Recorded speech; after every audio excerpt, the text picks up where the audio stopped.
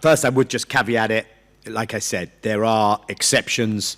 You know, even now, when you're reading in Haaretz, soldiers giving testimony that we were told to shoot at these aid distribution centers, etc. So there are Israeli Jews who are exceptions to that. But how that applies to so much of society, your point stands. And how do we understand it?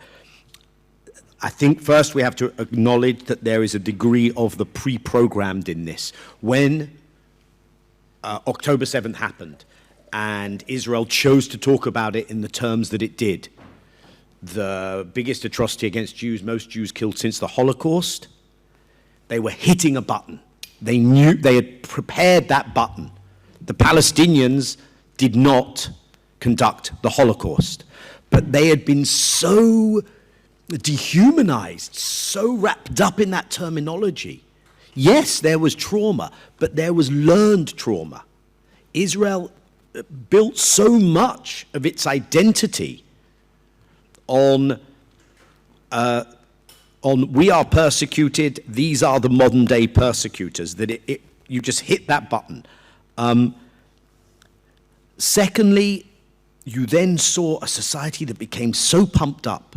I mean, when hopefully we can look in the rearview mirror at this, but we'll be looking at such horrors, you know, the role that some of the media played. Read Arwa Madawi today in The Guardian, just going through the statements. I mean, it's an opinion piece, so it's obviously not Guardian editorial policy. But she actually sets out what Channel 14 has done. This is Radio Rwanda style incitement to genocide. Do not underestimate the extent to which Israeli society has just been washed with all of this. Next, and of course none of these answers are satisfying to me either, by the way. Next, I think at some level Israelis know we have tried to remove these people. We did a Nakba.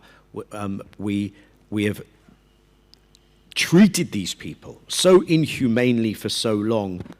Of course they're going to rise up. We have to finish this. I think at some level there is even a subconscious awareness that, I'll say it in grand terms, but I'm kind of saying that it plays out in ways in people's heads. The very existence of Palestinians is the challenge to the completion of the Zionist project. That the Zionist project comes in place of the Palestinians.